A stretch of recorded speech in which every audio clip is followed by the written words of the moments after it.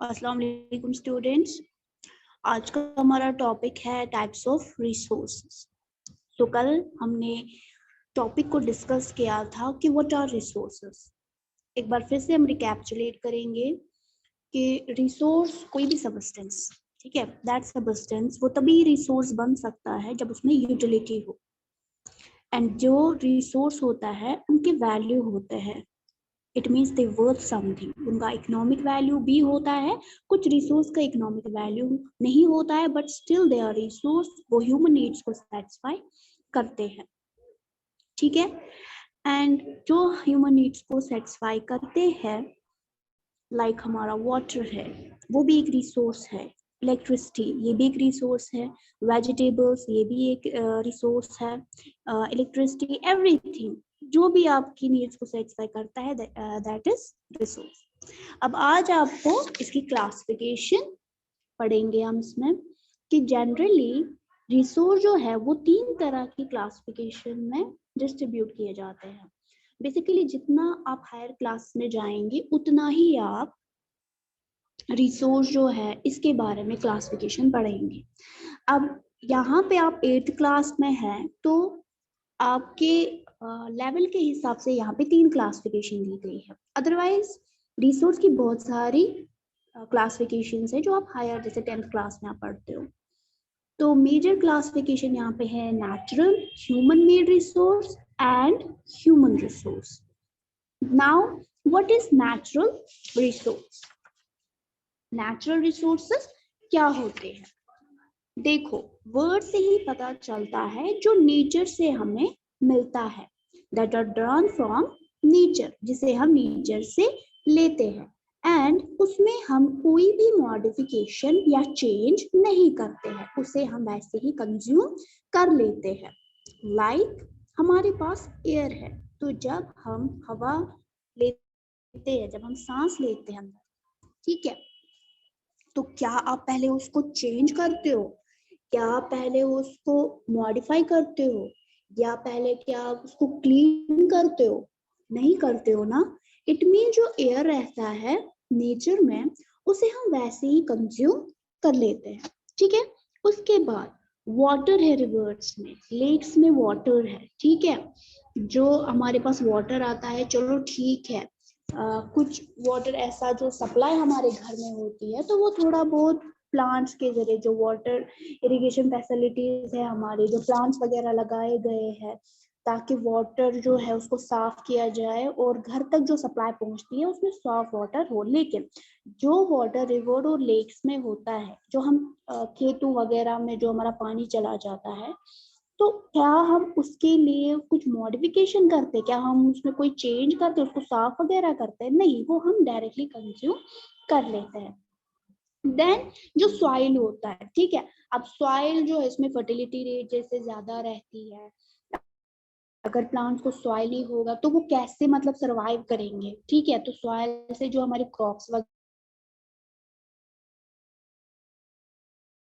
वगैरह है उनमें मदद होती है। और जो टॉप लेयर रहता है अर्थ के, सॉइल कहलाता है, ठीक है, उससे क्या रहता है कि जो पेड़ वगैरह है उनकी मजबूती सही से बनी रहती है। देन मिनरल्स जो रहते हैं जैसे कोल वगैरह है, हाँ, मिनरल्स जो है उन्हें हम निकालते हैं अपने तरीके से, फिर यूज करते हैं अपने तरीके से, वो चीज अलग है। बट इसमें जो रिसोर्स है ये फ्री गिफ्ट्स ऑफ नेचर है और इन्हें हम डायरेक्टली यूज करते हैं।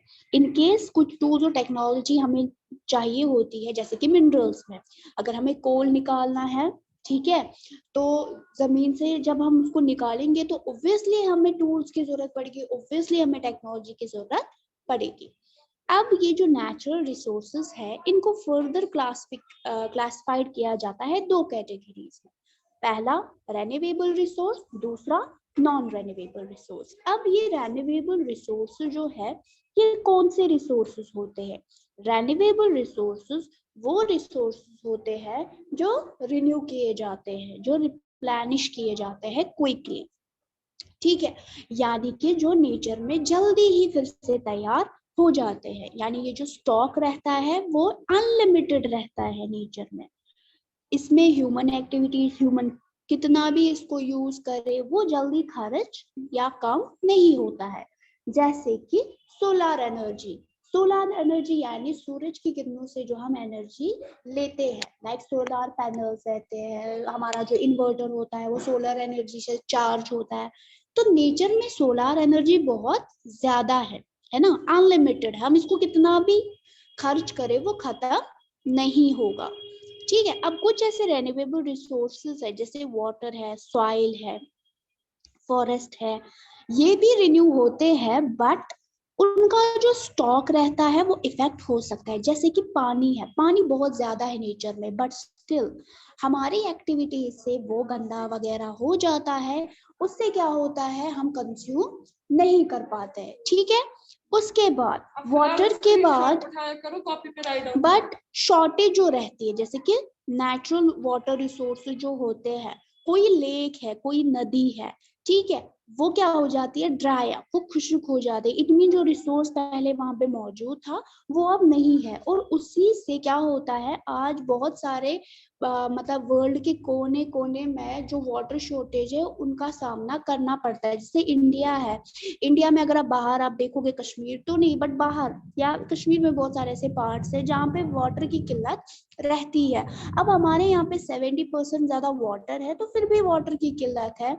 वजह क्या है, वजह ये है कि जितना भी पानी हमारे पास है वो सारा क्या है, वो सारा यूजेबल फॉर्म में नहीं, वो है वो फ्रेश नहीं है, हम उसको सीधे कंज्यूम नहीं कर सकते हैं। समझ आया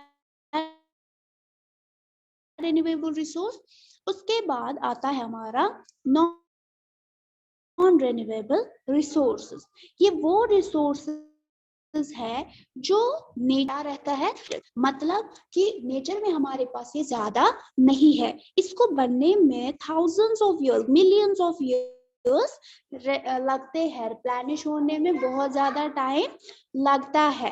एंड इन सच पीरियड में मतलब ह्यूमन लाइफ जो है, ठीक है, जैसे कि हम अपनी बात करेंगे, ठीक है,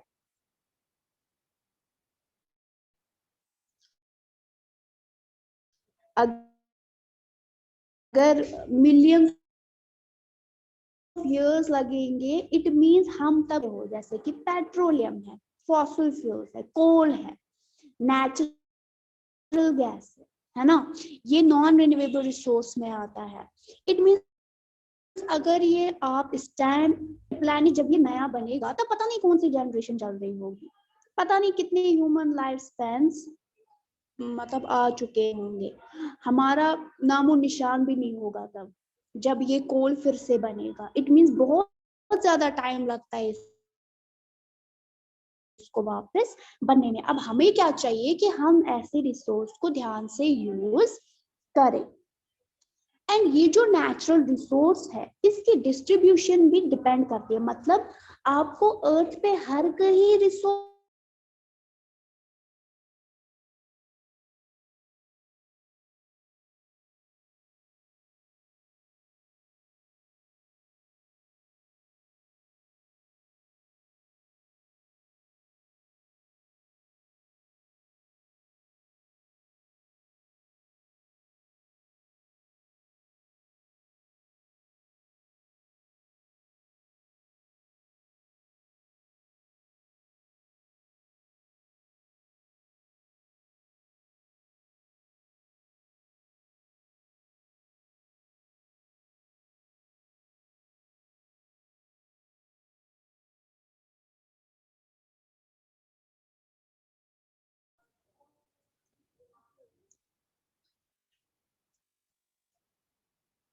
हाँ, तो सॉइल वहाँ का कैसा है, क्लाइमेट वहाँ का कैसा है, उसी हिसाब से ये जो रिसोर्स है आप पा सकते हो। दैट इज वाई ये अनइक्वल होते हैं, क्योंकि उनके फैक्टर्स डिफरेंट होते हैं ओवर द अर्थ।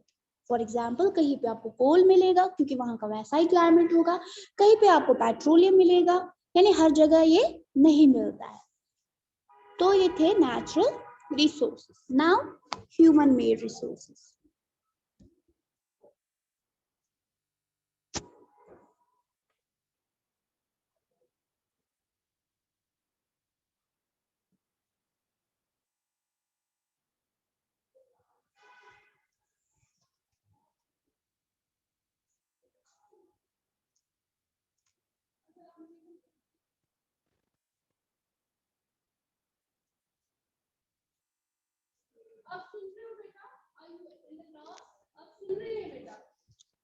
हाँ, then is human made resource. ठीक है, आप देखो नेचुरल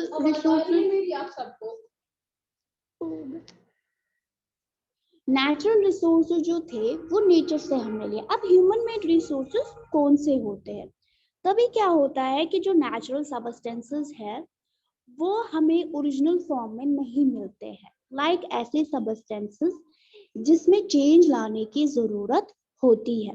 फॉर एग्जाम्पल हमारे पास बिल्डिंग्स है, ठीक है, हम बिल्डिंग्स बनाते हैं, वो इंसान बनाता है, वो नेचर तो नहीं बनाता ना। अब बिल्डिंग बनाने के लिए हमें आयरन की जरूरत भी पड़ती है। अब ये जो आयरन है ये नेचुरल रिसोर्स है। इट मींस आयरन को हमने किसी यूजेबल फॉर्म में लाया, मशीनरी, रोड्स वगैरह, व्हीकल्स बनाए, ठीक है, तो इन्हें ह्यूमन मेड रिसोर्स कहेंगे। इट मींस इंसान ने आयरन को बहुत सारे चीजों से, बहुत सारे तरीकों से यूज किया, एंड जो टेक्नोलॉजी हमने लाई, ठीक है, जो अलग अलग टेक्नोलॉजी ह्यूमन ने मशीन्स बनाई, that is also a human made resource. समझ आया? सिंपली तो पीपल लाइक अस, जैसे कि हम नेचुरल रिसोर्सेज यूज करते हैं, और नेचुरल रिसोर्सेज जो है उसी से ही हम ह्यूमन मेड रिसोर्स भी बनाते हैं। मतलब रिसोर्स से रिसोर्स निकालना, रिसोर्स से एक रिसोर्स से दूसरा रिसोर्स निकालना, that is human made resource. ठीक है, लाइमस्टोन जो रहता है, ठीक है, वो नेचर से हमें मिलता है, या तो जो चून जैसा होता है, ठीक है। अब सीमेंट को बनने में जैसे लाइमस्टोन भी उसमें एक तरह का प्रॉपर्टी रहती है कि उसके लिए लाइमस्टोन भी चाहिए।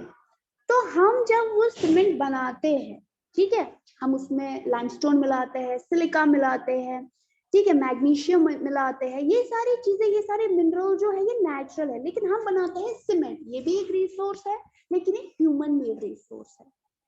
समझ आया? दोनों में फर्क क्या है? कि नेचुरल रिसोर्स जो है वो नेचर से मिलता है, अब उससे जो हम दूसरा रिसोर्स बनाते हैं that is human made resource, जो इंसान बनाता है अपने गरज से, ठीक है, अपने यूज के लिए और with the help of technology. Then is human resources. अब देखो ये था ह्यूमन मेड रिसोर्स, जो ह्यूमन बनाते हैं रिसोर्स। अब ह्यूमन रिसोर्सेस, ह्यूमन खुद एक रिसोर्स है। कल भी मैंने आपको समझाया था कि आइडियाज, ठीक है, साइंटिफिक आइडियाज जो रहते हैं, जो नॉलेज, जो स्किल होती है एक इंसान के अंदर, ठीक है, वो भी किसी के काम आती है। हम लोग टेक्नोलॉजी बनाते हैं, है ना। जो ह्यूमन बीइंग्स है ये एक स्पेशल रिसोर्स है। क्यों है ह्यूमन एक रिसोर्स? ठीक है, लोग रिसोर्स, पीपल और ह्यूमन रिसोर्स। हाउ? क्योंकि हमारे पास एजुकेशन है, हम लोगों को वैल्यूएबल बनाते हैं। हमारे पास एजुकेशन है, हम उसका सही इस्तेमाल करते हैं, हमारे पास स्किल्स है, ठीक है, ताकि हम किसी के लिए बेहतरी कर सके। अब देखो हमारे पास रिसोर्स है, चाहे वो ह्यूमन रिसोर्स है या नेचुरल रिसोर्स है, ह्यूमन मेड रिसोर्स है या नेचुरल रिसोर्स, दोनों है, लेकिन उसका अच्छे से यूज करना वो ह्यूमन तक है ना।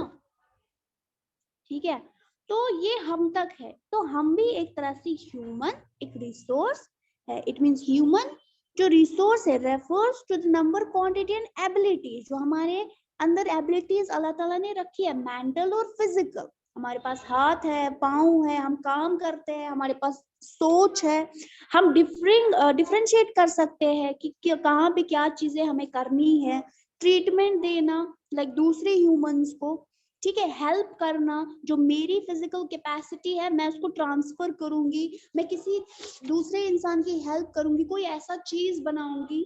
लाइक आज साइंटिस्ट जो चीजें बनाते हैं, ठीक है, वो छोटी छोटी चीजें, छोटी छोटी इन्वेंशंस बनाते हैं हमारा काम आसान करने के लिए। लाइक गाड़ी बनाई इंसान ने, एरोप्लेन बनाया इंसान ने, लेकिन हमारा काम आसान हो गया। समझ आया?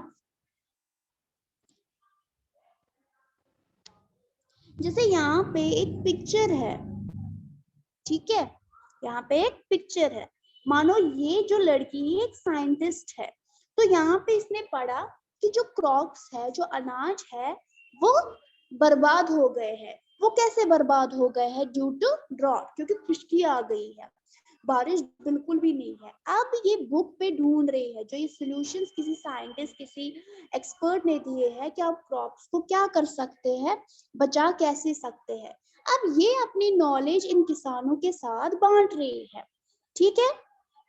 एजुकेशन जो है, स्किल्स जो है, तो ये इनके साथ बांट रही है। ये भी मानो एक डॉक्टर है, एग्रीकल्चर डॉक्टर है, तो अपने फार्मर्स को ये ट्रेनिंग देगी कि किस तरह आप अच्छे फूड ग्रेन्स उगा सकते हो। तो साइंटिस्ट जो है यहाँ पे, उन्होंने प्रॉब्लम्स जो रिलेटेड टू एग्रीकल्चर है कि आप किस तरह फार्म प्रोडक्शन को अच्छे से इम्प्रूव कर सकते हो, अपने खेत में आप चावल कैसे उगा सकते हो, समझ आया।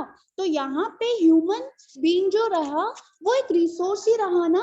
देखो इसने पढ़ा, अब इसने कहाँ से पढ़ा, इस बुक से, ये बुक भी किसी ने लिखी है, समझ आया। अब इस बुक से जब इसने लिखी, इसने समझा, जाना और अपनी नॉलेज इन किसानों के साथ बांटी, समझ आया।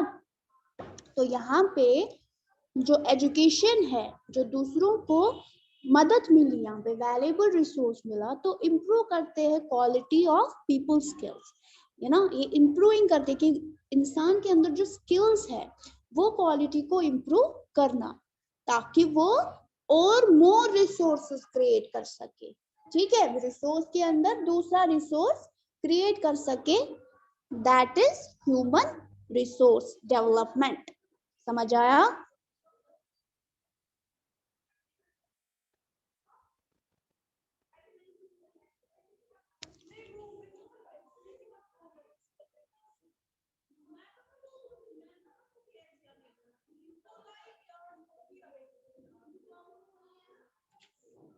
अर्सलान आप बार बार क्यों डिस्कनेक्ट हो रहे हो? हाँ, ऐसे समझ आएगा आपको कि मैंने क्या लेक्चर किया?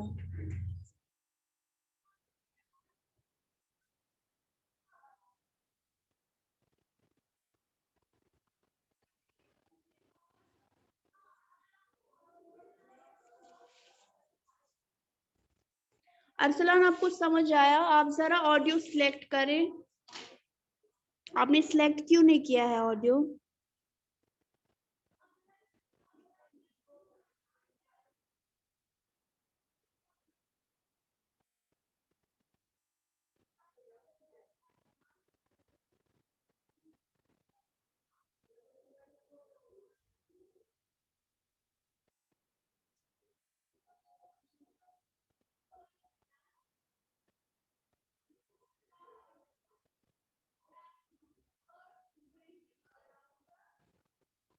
तो कल हमारा टॉपिक रहेगा कंजर्विंग रिसोर्स, ठीक है। Why do we need conserve? हम अब हमारे पास जितने भी रिसोर्स है उसको कंजर्व करना, उसको हम कैसे कंजर्व करेंगे तो वो हम कल पढ़ेंगे।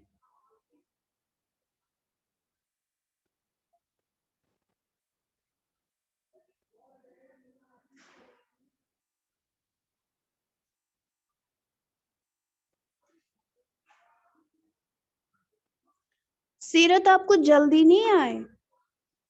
11:50 हो गए, 55 पे क्लास खत्म होती है। क्या टाइम आया? कहाँ थे आप?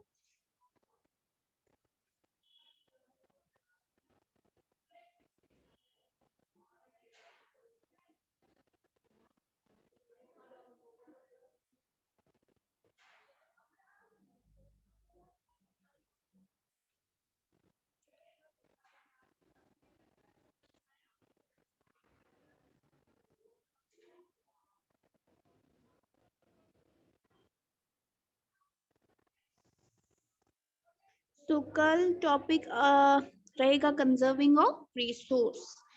तो हमारे जो टॉपिक्स कंप्लीट हो गए हैं, इसमें पहला what is resource introduction, types of resources, and अब इसमें कुल में 3 ही टॉपिक्स थे। अब है कंजर्विंग रिसोर्स, रिसोर्स को कैसे हम बचा सकते हैं।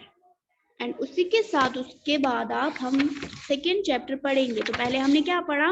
रिसोर्स। अब हम पढ़ेंगे अलग से सेकेंड चैप्टर में कुछ रिसोर्सेज के बारे में पढ़ेंगे, लैंड, सॉइल, वाटर, वो कैसे कंजर्व होते हैं, ठीक है, कैसे डिग्रेड होते हैं, कैसे खत्म होते हैं, तो उसके बारे में हम पढ़ेंगे।